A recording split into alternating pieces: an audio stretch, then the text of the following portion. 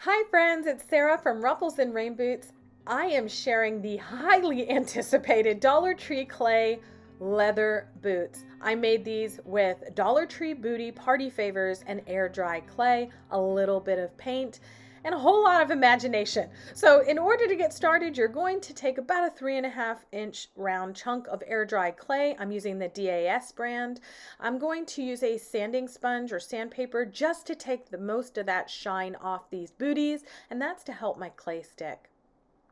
I'm also going to be using a kniff, and yep, calling it that to avoid algorithm drawbacks, and a skewer. And that's all we need for the construction of these booties. I took my log of clay, split it in half, and then split each half again. And the reason I'm doing that is because I'm going to build these little boots in two sections. I'm going to cover the booty part first, and then I'm going to build the top onto that. So I am not a sculptor. I am not a painter. And if you like the way these looks, then you can do this, okay? That's my point. You can see I'm using no tools other than my little fingers to press, press, press. Just make sure these aren't too thick because they take a little while to dry. And if you're an impatient crafter like me, that can be excruciating. All right, so all I'm doing is covering up all the dimension on the top of the booty. You can see I made a little elf shoe without even trying, so these would be cute as a little elf shoe. But I'm gonna pinch that off and just sort of smooth out everything, taking all the excess off that I can. Now, you don't need water at this stage, but if you really want to work on smoothing it out, which I don't recommend yet, you can. Just use the barest amount of water in the whole project because we don't want it to take forever to dry. I am going to cover that top edge of the booty. You can see I have a little bit of blue there, so I'm just going to make sure that's all covered because I'm about to build on top of this and I want clay to stick to clay. I used the kniff to make a midsole. It's very technical. I just dragged it all the way around the edge of the clay. That's it. And I wanted one of my boots to have a toe sticking out because of the type of gnome that I'm making. So I'm just going to pop the edge of the kniff into here and cut out 3 sides of a triangle. I'm then going to squish up the front of that little part. I don't rip it off. I just squish it together so it looks like it's squished in. So you can see, just like that. I'm going to be putting a toe right in here. For the toe, I rolled about a 1/4 inch ball, which was much too big for this scale, so I just end up pinching a little bit off. I do use a little tiny bit of water along the edge of my clay booty, right in that hole. Now, it doesn't matter about the actual clay booty, but I want the clay to stick to the clay, so I'm just going to add a little tiny bit of water and then use my fingers to blend this all together. You can use clay tools if you have them. You can use a toothpick, whatever you've got. I'm using my fingers, my fingernails, and then I'm going to make a toenail. And just by putting a couple dots in the shape of a toenail. I didn't make it perfect. I'm just going to paint it later. So just a tiny bit of detail.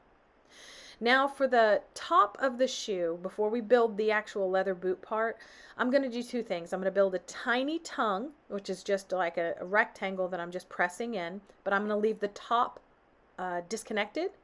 And then I'm going to build 2 channels on either side of that tongue, and I'm going to faux the shoestrings on the booty part. So I kept trying to think of a way that I could build this up and actually string the shoestrings through it.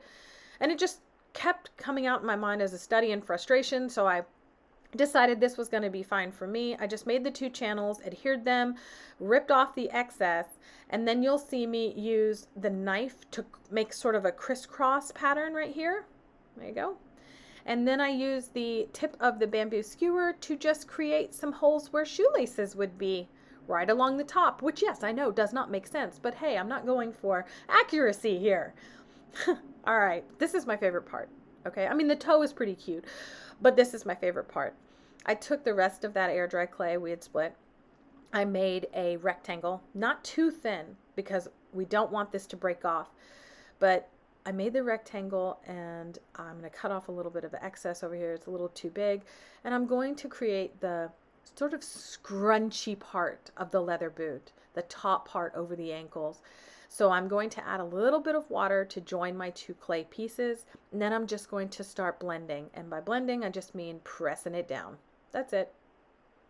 You can see how quickly this is coming together. I used the tiniest bit of water because if my clay was starting to dry out, I wanted to make sure that I got it to scrunch before it started cracking. So I'm just using, and this is real time, this is not sped up, so you can see exactly what I'm doing. Let me get back in frame. I'm a professional crafter. I do this for a living. But you can see I'm just blending it, scrunching it. No, you can't see. There you go. I'm just making sure that this is bent the way I want it to be. That's it. Bent a little bit over, smoothing it out right where it joins. In just a little bit, I'm going to create some holes to put my laces through. But here you can see I'm just pushing it down, sort of scrunching it in, making sure I get a lot of good detail in that. I'm going to use a little tiny bit of water right before I'm done with the piece to make sure that I'm taking away my fingernail marks and any kind of scratches or anything that I put onto it.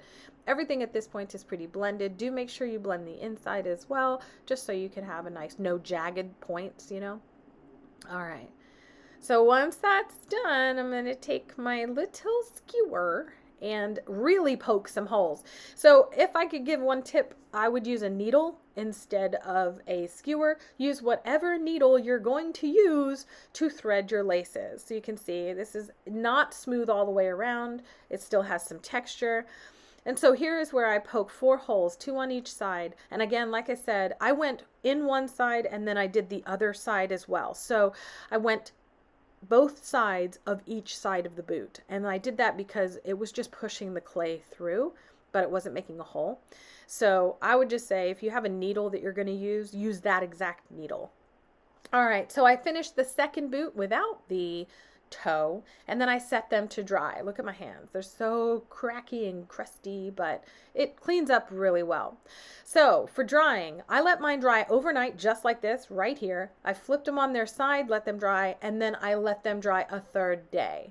Is it overkill? Maybe, but I was ready for painting after day 3. I put on a dust mask and always recommend doing so if you're going to be sanding any clay. And then I just took about a minute to take the rough edges off. So I did have some pokey parts. I don't know how to explain it other than that, where the clay had dried into like a point. And so I just wanted to take those off.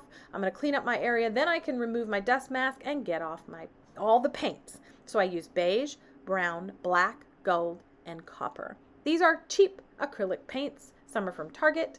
Some are from Joann's. I maybe have mentioned that I am not a painter, so I don't know what I'm doing. Can I say that? I don't. Everywhere there was a deep recess, I put black. Then I mixed black with the brown that I'm using for the boot, and I made that 2 places. I put it on the midsole that I had made, and I put it right outside the black areas that I had just done. So kind of blending it out. Now look at me. I have no idea what I'm doing. I'm just painting on some stuff. Paint on the brown over all of that and give it a nice blend. This is all still wet paint. It does dry very quickly, I will say, because I think the clay is soaking it up. But super quick, this painting process, I have to tell you. Because I am, I don't know, particular, I also painted the soles, a mix of the brown and black. They're mostly black. And because I did that, I'm going to definitely seal my clay now. I gave it a hit with the heat gun and then cleaned up any parts that I had white showing through, and then I just accented it. So I used a little bit of gold. You can see how technical I'm just literally just doing it over all the high parts of the boot and then use my finger to blend it out. It's not technical. I don't know. I did that with the copper too. I don't know if I've mentioned that I have no idea what I'm doing. And if you like the way these boots came out and you don't know how to paint, trust me, just dry brush a little bit of accent everywhere in gold and copper and they'll come out. For the toe and the nose, I use beige straight out of the bottle, and then for the toenail I mix the beige with a little bit of the copper. I end up using that as an accent on the nose to give it a little, visual interest as well. And yep, that was me painting right over the top of my leather piece. So after I painted on the toenail, I painted back on the brown of the boot. And then I'm going to hit it with the heat gun again. I'm also going to paint a wood ball for the nose. Now I knew I was going to be painting mine, but you can absolutely make a clay ball as well. This is a 1-inch ball. I painted beige, hit it with the heat gun, and then add a little bit of that copper and beige accent. Once it was all dry, normally I would seal my clay pieces with this shiny gloss Liquitex, but I wanted a nice duller, like a dull look, so I used Mod Podge in matte. You can use anything you have for a sealant. All right, so I'm just putting one layer of Mod Podge on these, and then I'm going to hit that with the heat gun. It does dry pretty quickly. And then I did another coat. And I would say the reason I did the second coat mostly was because if I give these away or I donate them to an auction or something, I don't want that color of paint transferring to the recipient's table or whatever. So here you can see I'm just crossing with just the 4 holes that I made. I'm using a needle and embroidery thread, and then I pull it pretty nice and just kind of make sure it has like loopy droopy laces. I knot each of the ends and then I trim those off. If you're using embroidery thread like I am, do add the knots. It will unravel over time. And this is what they look like. I am super excited to share the gnome, but let me know down in the comments section, what do you think of these? Will you make them or the elf boots? As always, I sincerely appreciate you joining me. Please like, share, and subscribe for more crafty fun.